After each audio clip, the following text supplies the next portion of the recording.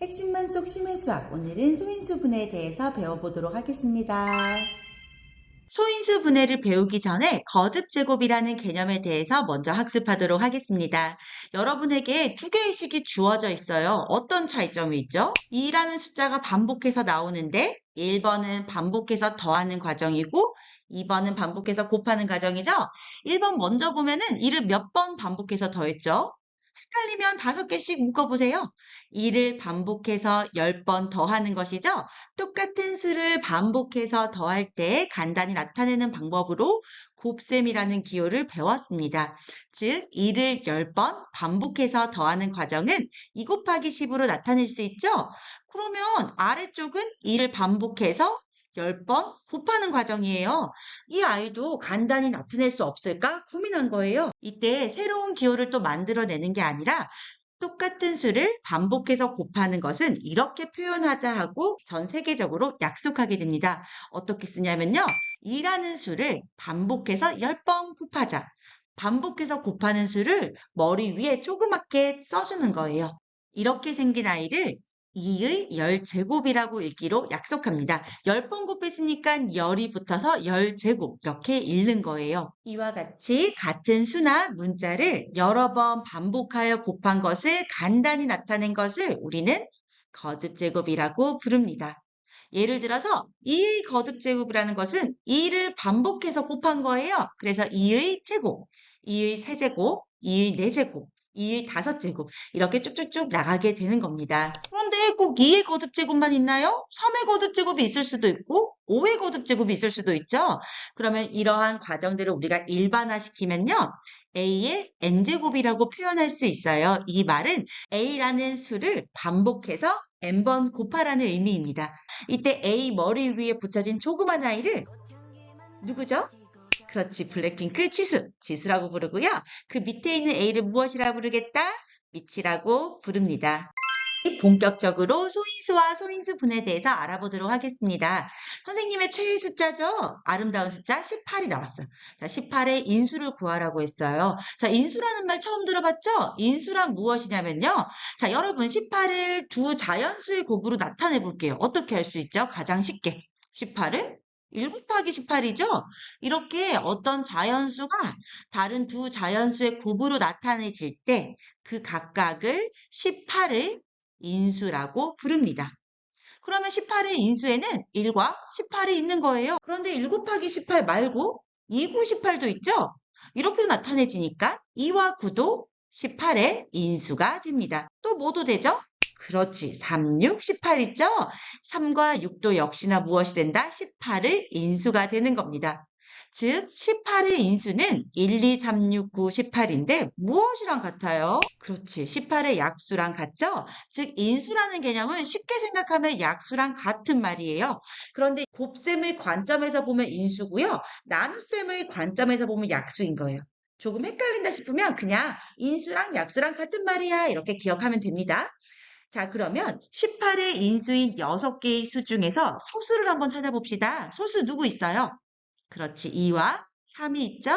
이 2와 3은 인수는 인수인데 소수인 인수죠? 이렇게 소수인 인수를 우리는 소수라고 부릅니다.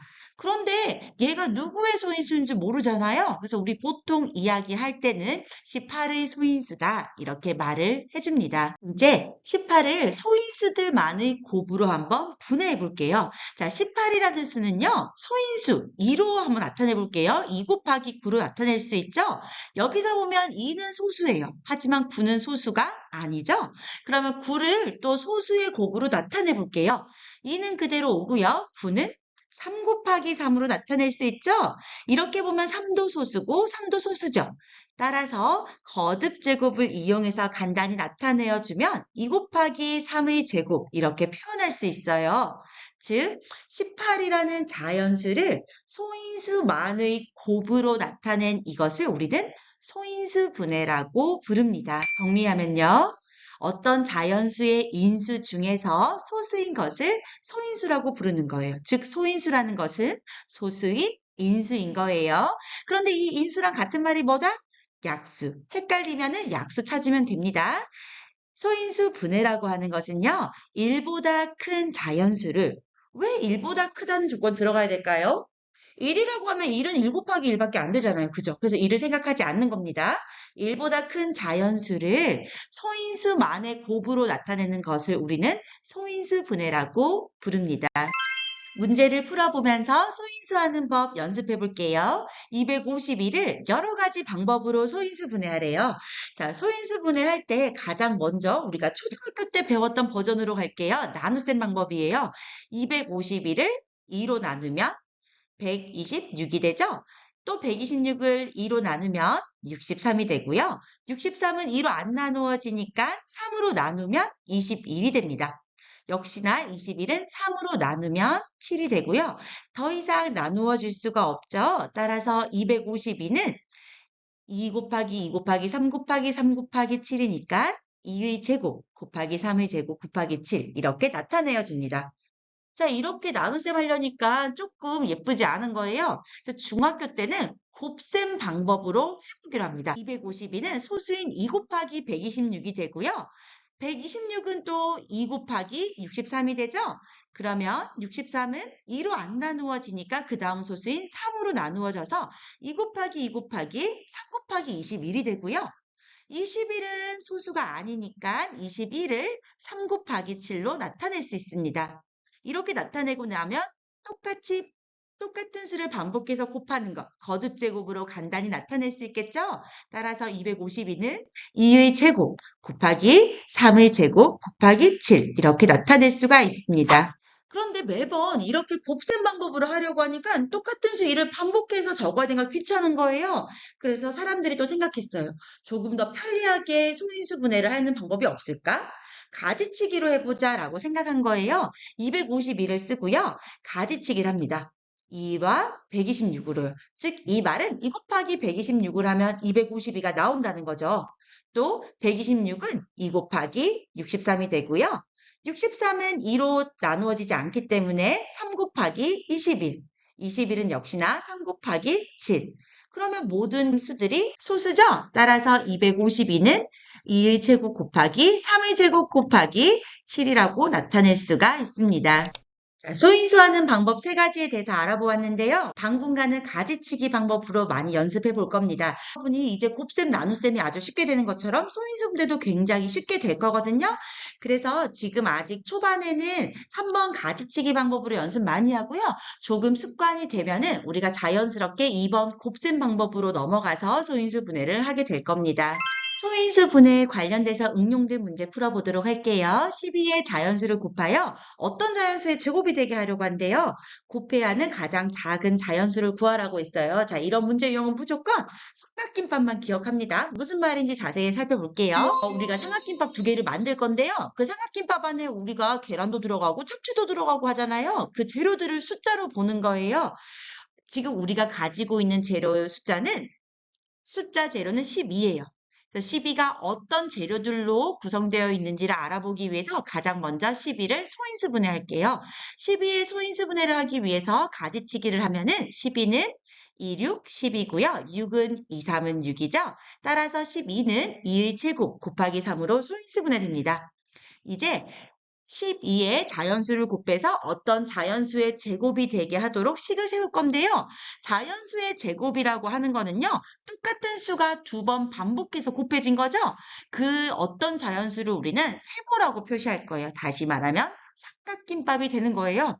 자, 생각해 보세요, 여러분. 똑같은 삼각김밥 두 개예요. 그러면 왼쪽에 계란이 있으면 오른쪽에도 계란이 있어야 되겠죠?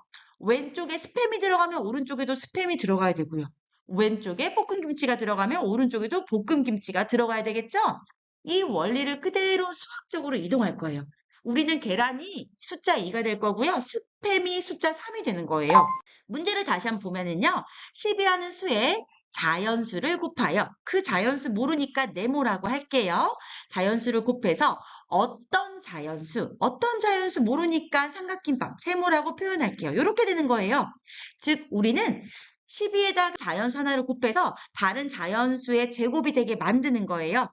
10이라는 아이를 분석해 보면은 2의 제곱 곱하기 3, 즉 2가 2개, 3이 하나 있죠?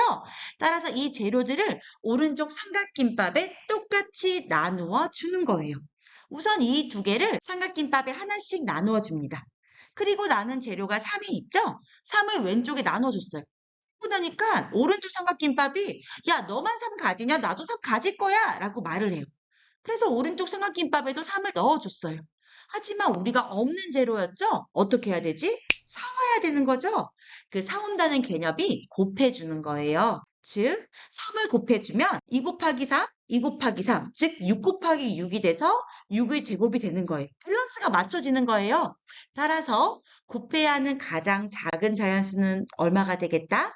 3이 됩니다. 근데 내가 조금 더 맛있게 먹고 싶어. 나는 계란을 더 추가할 거예요. 양쪽에 똑같이 2를 추가해 줄 수 있죠?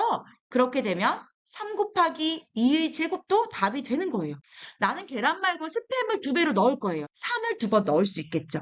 그렇게 되면 내가 더 곱해야 되는 수는 3 곱하기 3의 제곱이 됩니다. 나는 3 말고 4를 추가할 거야? 볶음김치 추가할 거야? 그러면 3 곱하기 4의 제곱이 될 거고요. 이제 패턴 보이죠? 3 곱하기 5의 제곱, 3 곱하기 6의 제곱 이런 수들이 정답이 되는 거예요. 공통인 것은 무엇이 있을까요? 모두 다 3은 반드시 포함해야 된다는 거예요. 이런 가능한 수들 중에서 3은 곱해야 하는 가장 작은 자연수가 되고요. 3 곱하기 5의 제곱은 75고 3 곱하기 6의 제곱은 108 되죠? 그러면은 108 같은 경우는 곱해야 되는 가장 작은 세 자리 자연수가 되는 거예요. 이렇게 똑같은 문제지만 문제가 응용돼서 나올 수 있어요. 곱해야 하는 가장 큰 두 자리 자연수를 구하시오라고 하면 답은 75가 되는 거예요. 따라서 어떻게 문제에서 물어볼지는 모르겠지만 이런 자연수의 제곱이 되게 만드는 문제가 나오면 무엇만 기억한다? 그렇지, 삼각김밥 반드시 기억하도록 합니다. 오늘도 수고 많았습니다.